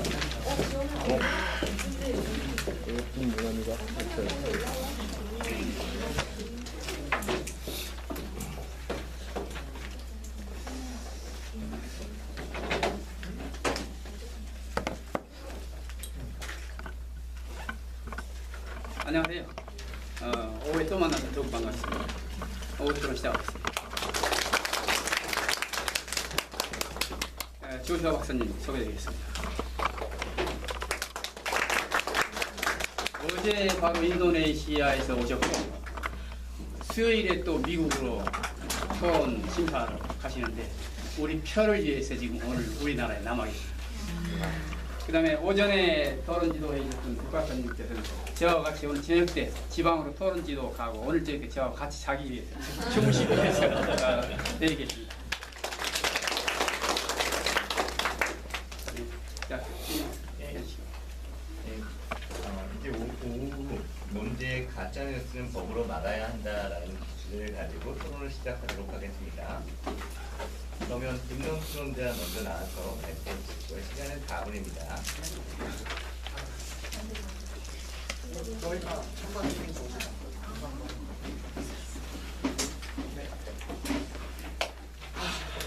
네, 저희 반대측 입론 시작하겠습니다. 먼저 반대측 입론에 앞서서 저희 논점을 말씀드리기 전에 용어 정리부터 하고 시작하겠습니다. 가짜뉴스란 여러 가지 의혹을 조명하여서 사람들의 관점을 이끄는 뉴스라고 저희는 용어 정리하였습니다. 그렇다면 저희 측 3가지를 논점을 말씀드리고 그 안에 있는 내용을 말씀드리겠습니다. 먼저 첫 번째, 가짜뉴스를 법으로 규제하는 것은 언론의 자유를 침해하는 것이다. 두 번째, 가짜뉴스는 여러 가지 의혹 조명을 해준다. 세 번째, 가짜뉴스를 규제할 법적 규제 방안이 애매하다입니다. 그렇다면 저희는 그 3가지를 천천히 하나부터 말씀드리겠습니다. 먼저 첫 번째, 언론의 자유에 대해서 말씀드리자면 먼저 언론은 여러 가지 의혹이나 가짜뉴스와 같은 것들을 보도할 권리가 있습니다. 언론은 많은 사람들에게 정보를 전달해주는 목적으로 만들어졌고 지금까지도 그 정보 그 존재 이유를 유지하고 있습니다. 그렇기 때문에 가짜뉴스나 의혹과 같은 현재 진실이 판명되지 않은 문제라더라도 그것은 언론이나 뉴스에서 보도하고 그것을 알려줄 권리가 있습니다. 만약 그걸로 인해서 사람들의 시청자들이 이 뉴스에 대한 신뢰도가 떨어진다면 그것은 그 뉴스의 선택이지 그것을 언론 또는 법으로 규제할 수는 없다고 생각합니다. 대표적으로 1972년에 워터게이트 사건만 보더라도 그곳에서는 원래 닉슨 대통령이 민주당에 도청을 했다는 사실이 처음에 정확하게 팩트로 밝혀진 게 아닌 의혹에서 시작했습니다. 그것을 워싱턴 포스트가 의혹을 제시하고 그것을 조명하게 되면서 처음엔 의혹을 시작했던 것이 나중에 사실로 밝혀진 것처럼 여러 가지 의혹과 그리고 지금에 와서는 가짜뉴스라고 볼 수 있는 것들을 보도하게 된다면 그것은 언젠가 더 언론이 더 많은 많은 감시를 할 수 있을 것이라고 생각합니다. 그리고 두 번째로 그리고 언론은 정부가 규제할 수 없습니다. 만약 정부가 언론을 규제하게 된다면 그것은 처음엔 가짜뉴스를 시작했지만 나중에 뉴스 더 커져서 언론 전체를 장악하는 그러한 큰 문제가 생길 수 있습니다. 과거 1980년에도 언론 통폐합 같은 여러 가지 언론 규제가 있었죠. 그것이 처음에 명시상의 목적은 이런 틀린 정보나 여러 가지 언론에서 나오는 것을 검열한다는 목적하에 정권의 신여가 되었던 것처럼 언론을 규제하기 시작하면 그것을 어디까지 뻗쳐나갈지 규제할 수 없는 것입니다. 그리고 두 번째는 의혹을 가짜뉴스 의혹을 조명해 줍니다. 현재 뉴스에서 의혹을 조명하지 않는, 그러니까 팩트가 정확하게 판명이 돼야지 현재 뉴스에서는 보도를 할 수 있지만 가짜뉴스는 그런 팩트의 사실과는 다르게 여러 가지 의견 또는 여러 가지 의혹들을 다양하게 보여줄 수 있습니다. 이는 많은 사람들에게 더 빠르고 많은 정보를 가져다 줄 수 있으므로 이것은 가짜뉴스만의 이점도 존재하기 때문에 그것을 규제하는 것은 옳지 않다고 생각합니다. 그리고 마지막 세 번째로는 가짜뉴스를 법적으로 규제하기에는 대상이 애매하다입니다. 가짜뉴스를 법으로 규제하려면 가짜뉴스는 정확히 어떤 것이고 가짜뉴스가 법으로는 어떻게 판명이 돼야 되는지 명시상의 이런 글자가 있어야 되는데 그것이 굉장히 어렵다는 것이 현실입니다. 가짜뉴스 우리나라 법은 어떤 부분은 굉장히 자세하게 되어 있지만 대체적으로 구체적이지 않고 추상적이고 그리고 좀 더 많은 관점에서 사법부의 판단에 따라서 결정할 수 있게 되었습니다. 그렇기 때문에 만약 사법부에 반하는 또는 현재 정권에 반하는 내용을 가짜뉴스에 실었다는 이유하로 그것이 나중엔 사실임에도 밝혀짐에 불구하고 그것을 사법부의 재량에 따라 또는 행정부의 재량에 따라 판결하게 된다면 그것은 언론과 여러 가지를 규제하는 정부의 안 좋은 습관 또는 안 좋은 권력으로 남아있을 수 있게 됩니다. 그렇기 때문에 가짜뉴스를 법으로 규제하는 것은 옳지 않다는 주장입니다. 감사합니다.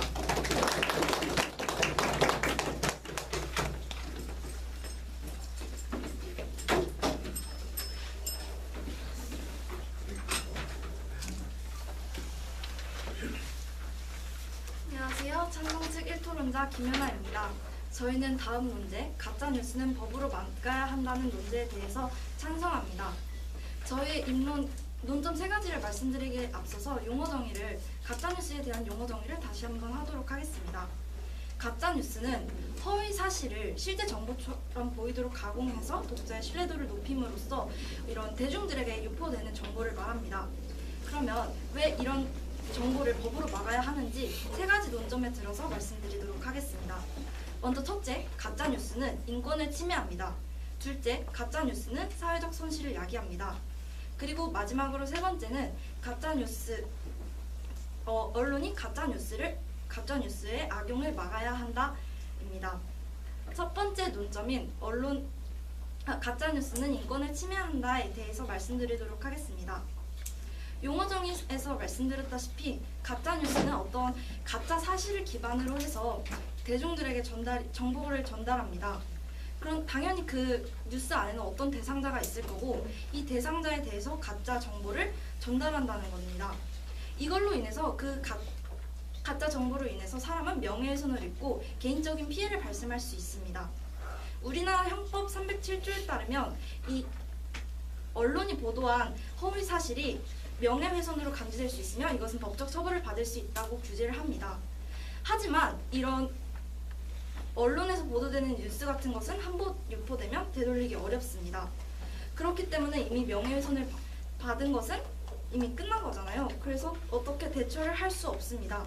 그렇기 때문에 미리 법을 만들어서 이러한 일을 사전에 억제해야 한다고 생각합니다.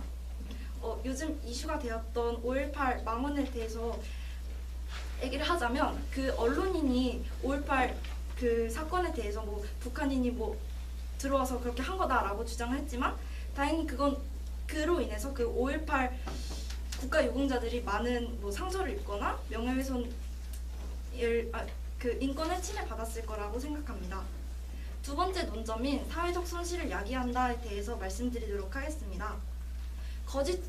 가짜 뉴스는 그런 거짓 정보를 통해서 사회를 선동시킬 수 있습니다. 실제로 이런 가짜 뉴스는 유튜브나 이런 그냥 잡지 등을 통해서 점점 널리 증가하는 추세이고 일반인들은 이것을 구분할 수 있는 어떠한 조치가 없습니다.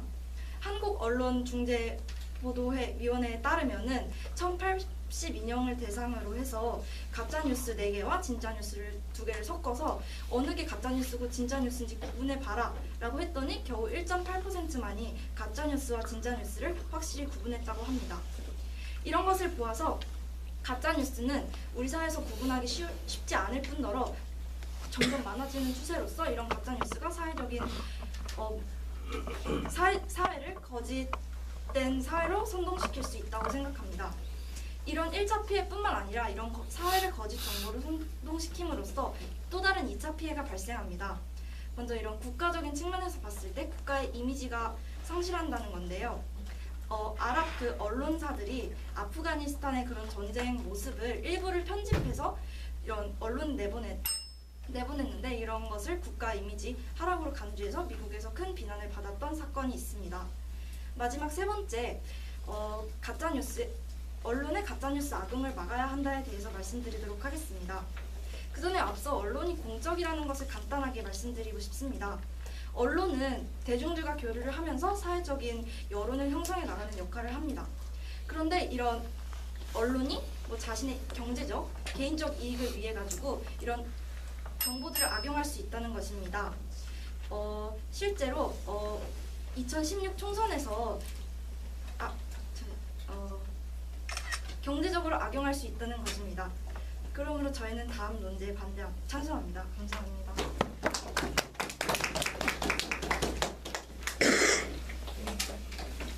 다음은 문답 시간입니다. 문답 시간은 3분입니다. 문답 하시는 분들 일어나서 문답해 주시면 되겠습니다. 여기서 서서 할까요? 예. 그럼 저희 반대측 먼저 질문하고 시작을 하겠습니다. 아까 설명직에서 입론을 하시면서 5.18 망언에 대한 얘기가 나왔는데 5.18 망언에 대한 사례는 가짜뉴스나 또는 다른 거라기보다는 그 한 국회의원 또는 한 가지 이런 공인된 사람이 옳지 않은 주장을 함으로 인해서 논란이 된 거라니까? 근데 만약에 그 뉴스가 언론에서 사실처럼 보도가 됐다면 그건 또 다른 사회적 이슈가 되고 그 5.18 국가 노동자들에게 의해서 굉장히 큰 피해를 봤을 것이라고 생각합니다. 질문 해주시나요? 그 반대측 두 번째 논점이 이제 그런 가짜 뉴스가 의혹을 뭐 어떻게 하고 그런 얘기였잖아요. 네. 근데 그런 의혹을 제기하는 것이 가짜 뉴스라고 그럼 정의하시는 겁니까? 네, 저희는 이게 현재는 사실이라고 정확하게 판단이 나지 않더라도 그 의혹을 조명하고 그에 대해서 화두를 던지는 것, 그것이 가짜뉴스라고 저희 봤습니다.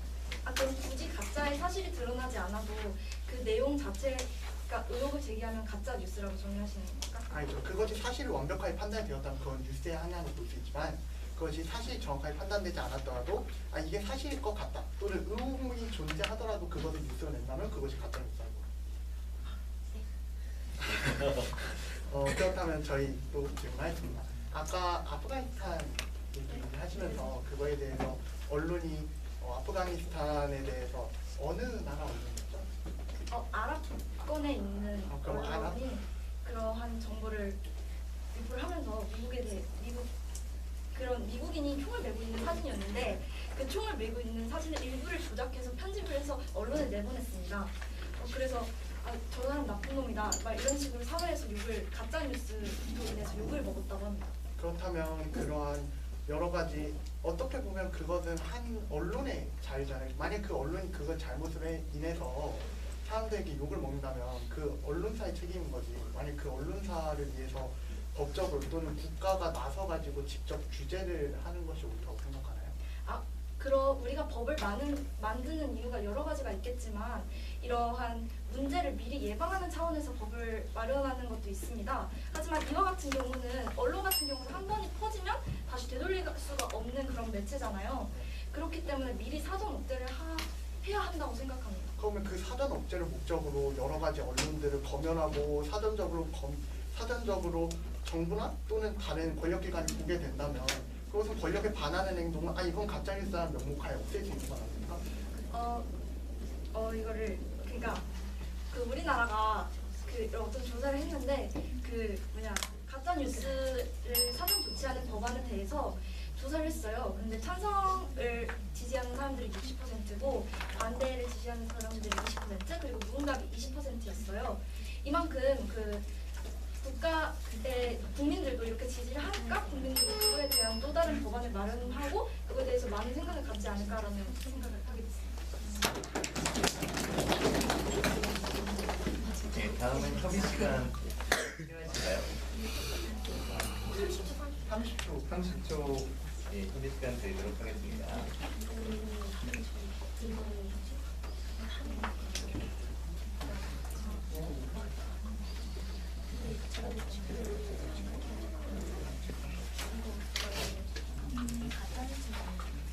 의혹에서 진짜 답을 말하는 실제로 이거 가야지 저기서 그런 의혹이 드러낸다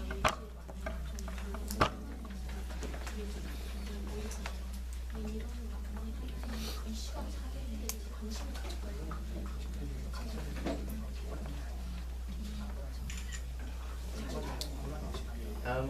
반대측 이토론자 반론 해주시고요.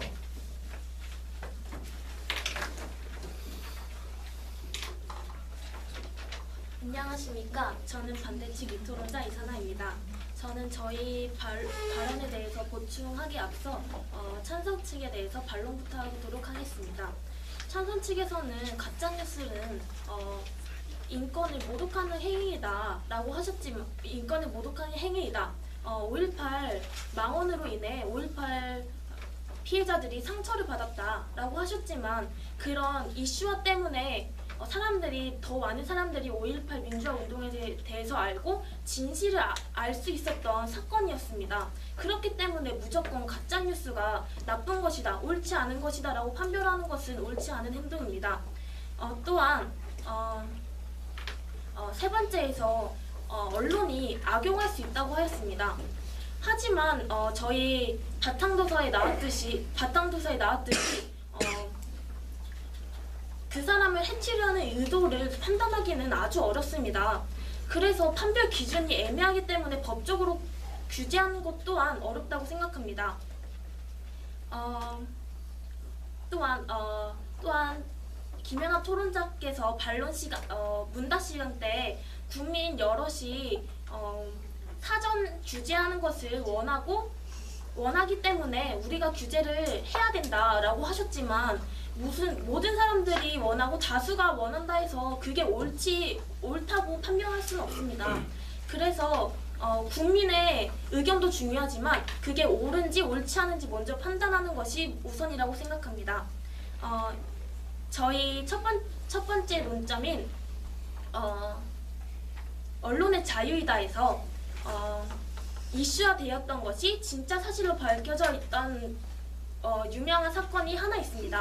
여러분, 박근혜 대통령이 최순실과 관계 때문에 최순실이 우리나라를 위에서 뭐 거느렸다 이런 말이 처음에 단지 루머였습니다. 하지만 그런 루머나 의혹을 관심 있게 지켜보고 그거에 대해서 계속 파고들자 그거는 진짜 사실로 밝혀졌습니다. 이처럼 처음에는 가짜 사실 의혹일 수도 있더라도 나중에 진짜로 밝혀져서 그것이 우리 국가에게 그런 좋은 점을 입었던 사건도 있습니다. 이처럼 무조건 가짜뉴스는 뭐 나쁘다, 이건 옳지 않아, 이것은 무조건 뭐 인권을 모독하는 행위야 이렇게 생각하기보다는 가짜뉴스는 또 다른 방향으로 의혹을 재조명시킬 수 있는 좋은 그런 뉴스라고 생각합니다. 이상입니다.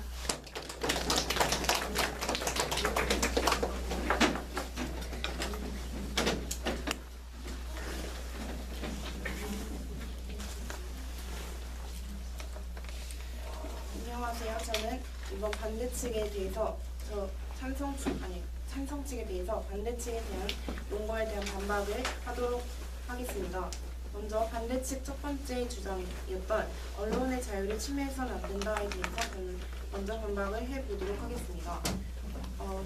반대측에서는 언론의 자유를 침해하면 안 된다라고 하셨는데 이때 언론의 자유를 침해를 하는데 그 자유라는 것과 헌법이라는 것 중 둘 중 우선시돼야 된다는 것이 무엇이라고 생각하십니까? 저희는 그것 중에는 먼저 법을 우선시해야 된다고 생각합니다. 만약 옳지 않은 법이 있다면, 만약 자유를 규제해서 규제하는 법이 옳지 않다면 바꾸면 되는 것이지만, 만약 그 언론의 자유로 인해 다른 사람이 피해를 입었다면 예를 들면 명예훼손 같은 그런 피해가 종종 발생하는데, 그런 발생하는 피해를 물리적 손실, 어떤 금전적 피해 어떤 걸 줘서라도 그 사람이 받은 피해는 다시 돌이킬 수 없기 때문에 언론의 자유보다는 저희는 헌법을 이렇게 만드는 것이 더 옳다고 생각합니다. 그리고 저희 반대측 두 번째 주장이었던 의혹을 조명할 수 있다라고 하셨는데 이것도 물론 어떻게 보면 좋을 수 있지만 예를 들면은 잘 모르실 수도 있는데 아이돌 중 러블리즈라는 그룹이 있는데 그 그룹에서도 어떤 한 멤버가 욕을 했는데 V앱이라는 곳에서 욕을 했는데 그 욕을 실제로는 하지 않았는데 실제로 했다고 그런 어떤 언론사에서 가짜처럼 의혹을 만들었다고 볼 수도 있고 거짓을 잘 알지 못하는 것에 대해서 거짓으로 얘기해서 그 러블리즈라는 아이돌 그룹의 이미지가 주장 다 무너졌고 이렇게까지 예를 들어서 정말 제대로 된 페이크 뉴스들을 사람들이 많이 듣게 해가지고 그것을 식별하게 하는 능력을 키우자라는 것이 너의 케이스냐? 라고 이제 물고 가게 되었으면 아마 반대측이 견디기 어려웠을 수는 있을 것 같네요. 네, 그렇게까지 가지는 않았었기 때문에 반대측이 약간 무섭다라고 말할 수 있을 것 같습니다. 두 가지 이유로 보실 수 있을 것 같습니다. 자, 아까 그 학생들한테 이제 물어봤었던 이런 그 논거가 나왔을 때 반박하기 어려웠냐라고 물어본 이유가 궁금한 게 있었어요. 그러니까 직접적인 반박을 안 한 게 전략적인 선택이었는지 아니면 그냥 하다 보니까 그 생각을 못한 것인지 후자인가요? 좀 이제 다른 이렇게 보다 보면 허점이 보이잖아요. 여기 치면 되잖아. 근데 그게 가끔씩 안 보이는 데가 있어요. 그러니까 대표적으로 뭐 찬성책 첫 번째 인권 침해 얘기했을 때 가짜뉴스가 결국에는 사람들이 피해를 주는 거는 맞잖아요. 그렇게 생각을 하는데 반대니까 저걸 건드렸다가 저희가 피해를 볼 망정에 아예 건드리지 말자라는 생각을 좀 하게 되겠습니다. 전략적인 선택이 약간 있어요. 이 경우에는 약간 통한 것 같긴 하지만 근데 교육적으로 봤을 때는 좋은 선택은 아니에요.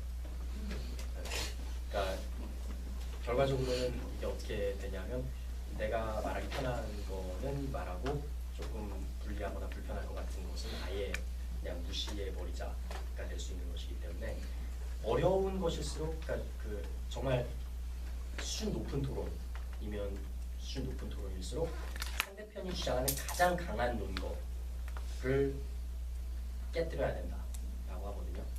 그리고 우리 측이 가장 강한 논거를 밀어붙이고 그렇게 하는 것인데 그리고 뭐 가능하다면 상대 측이 가장 강한 논거와 우리 측이 가장 강한 논거를 융합시켜서 같이 토론을 해보자라는 방법이 좀 좋은데 한번 시간이 이제 약간 남아 있으니까 그 부분에 대해서 한번 생각을 해볼게요. 인권 침해 도대체 그럼 어떻게 반박할 수 있을지 했다면 전략적으로 선택해서 그것을 반박했다면 어떻게 했을까요? 사전 검열보다는 인권 명예훼손이라는 법 자체를 좀 더 하드하게 가지고 좀 더 강화를 해서 적용을 하는 게 맞지. 사전 검열을 하게 되면 그런 이점들도 같이 없어지게 되니까 제가 창설집을 할 줄 알고 좀 전달했는데 독일의 경우에는 그런 법안이 이미 발행이 돼서 SNS나 그런 데에서 좀 혐오적인 그런 단어를 해서 직접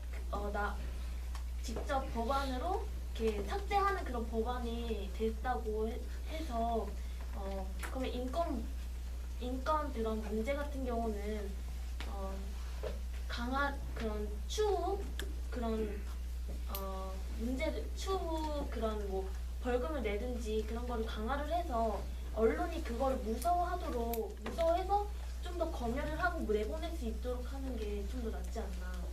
네, 좋아요. 나쁘지 않잖아요. 네.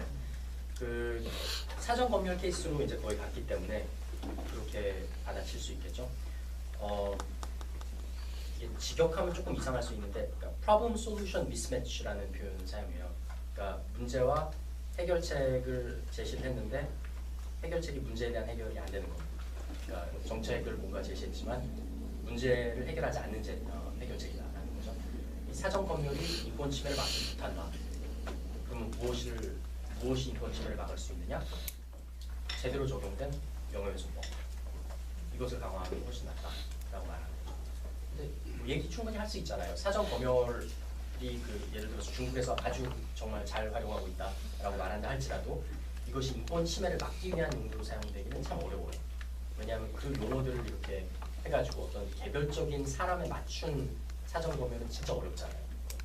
국가에서 정한 어떤 이슈에 대해서는 할 수 있으니까 5.18 보면도 쉽지는 않겠지만 아무튼 그거는 할 수 있다 할지라도 아까 얘기했었던 그 무슨 아이돌 그룹 뭐 얘기한 거 있잖아요. 욕했다. 그거를 사정검열로 어떻게 막을지 그러니까 기술적으로. 직접적으로 사정검열이라고 말한 적은 없거든요. 이거를 가짜 뉴스를 그러니까 법으로 막아야 한다라고 했는데 그걸 사정검열로 말해갖고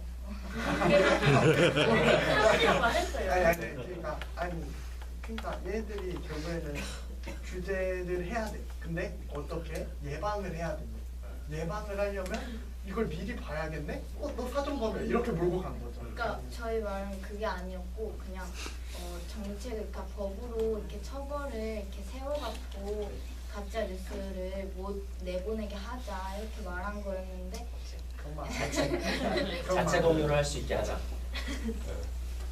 사정 검열을 컴퓨터상에서 이제 막자 뭐 이런 것이 아니라 시스템상으로 막자가 아니라 충분한 어떤 처벌을 통해서 엄두를 못 내게 하자라는 그런 거겠죠. 네. 이건 역시 클리어할 필요는 있어요. 그러니까 왜 현재 현행법의 명예훼손법이 그 정도의 역할을 못하는지, 그러면 이것을 어떻게 고쳐야지 우리가 말하는 만큼의 억제 효과가 있을지. 근데 그 부분이 이제 정리가 안 되다 보니까 예방하자라는 표현이 사용되면서 사정검열이라는 해석이 충분히 가능하게 돼. 있어요. 뭐 이쪽에서 그렇게 했다 하더라도 왜 지금 현행법의 명예훼손법이 충분한지에 대해서 이제 비교할 수도 있게 되는 거고, 만약 그렇게 됐다면 아까 얘기한 그 소프트 스탠스의 비교가 되는 거죠. 여기에서는 그 명예훼손법 플러스 어떠한 추가 법적 규제, 이쪽은 명예훼손법 두 가지 비교할 수 있습니다. 그래서 굳이 피할 필요가 없었던 것 같다는 거. 어떤 인권 침해이라는 부분에 대해서도 아까 얘기한 방법으로 본인들이 생각하는 식으로 제대로 반박하고, 반면에 우리가 말하고자 하는 이러한 가치는 검열을 하거나 아니면 지나친 규제를 했을 경우에 아예 없어져 버릴 수 있습니다. 지나치게 훼손될 수 있습니다. 라는 것을 비교하게 된다면 좀 더 설득력 있게 나는 것이죠. 혹시 이쪽은 뭐 그런 거 있나요? 저쪽에서 말했던 것 중에 이거는 반박하기 좀 어려웠기 때문에 의도적으로 피했다? 의혹을 제기하는 뉴스를 가짜 뉴스라고 정의를 해버려서 이렇게 좋게 포장을 하니까 뭐라고 정의가 달라갖고 어떻게 할지 몰랐어요. 만약 이쪽 입장이었으면 특히 질문 보고 갈 그 타이밍에 저쪽 입장을 좀 파고들었을 것 같아요. 그러니까 예를 들어서 한번 질문해 답변을 해보세요. 의혹을 보도할 권리 하면서 워터게이트에 대해서 얘기를 했는데 여러분이 주장하고자 하는 그 보고받아야 할 페이크 뉴스에는 명백히 사실이 아님이 드러난 것 역시 보고해야 된다고 생각합니까? 그런 것도 어떤 면에서는 그 사람의 표현의 자유라고도 저희는 봅니다. 만약에 보호하겠다는 거죠. 보호하겠다는. 네. 저렇게 하면 이제 말하고 싶었던 얘기들 할 수 있는 거잖아요. 그러니까 의혹 보도만 하는 것이 아니다.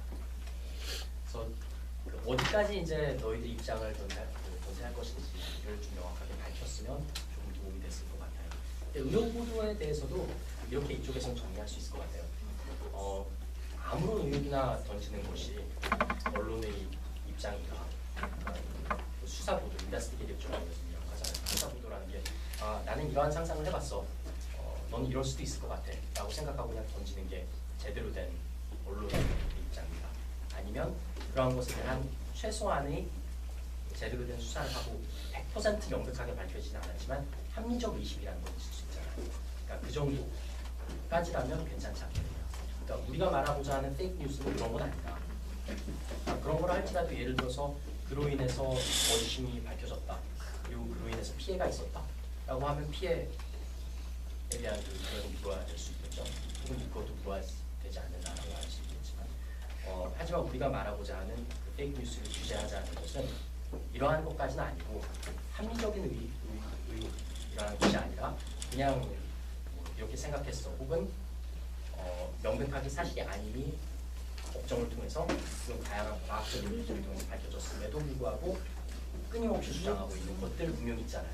그리고 그게 사실 컨텍스트잖아요. 지금 우리가 토론하고 있는 5.18 이러한 이슈 같은 경우에 그러니까 그런 것까지 너희는 보호하겠느냐 이렇게 좀 정리할 수 있었을 것 같아요. 이제 마무리하시죠. 네, 마무리. 네. 네, 일단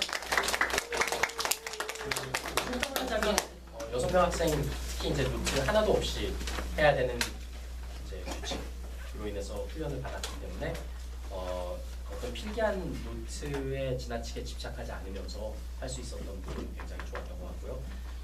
그러다 보니까 그 조사한 내용을 그 지나치게 읽으면서 그 한국 토론에서 가장 좀 답답한 것 중 하나가 논리 대신 증거 자료 막 쏟아내고 그러니까 팩트가 이렇습니다.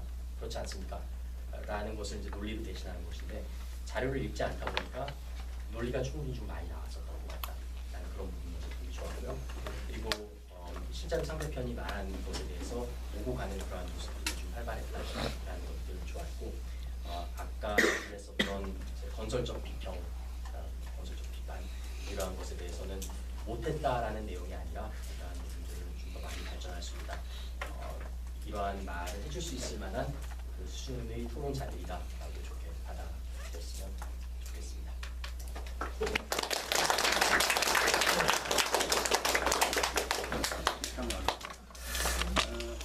토론 듣기가 더 힘들었어요.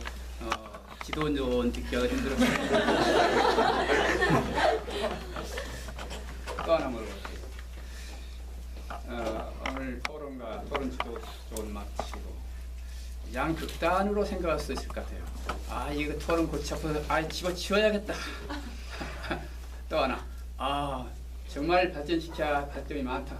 더욱 분투 노력해야 되겠다. 양극단으로 생각할 수 있을 것 같아요. 어느 쪽을 선택할지는 여러분 사회입니다.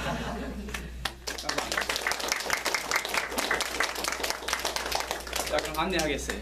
이상 중학부 토론 다 마치고 이어서 바로 이 자리에서 초등부 원탁토론 진행하겠습니다. 이제 중학부는 귀가하시고 초등부만 남아있습니다.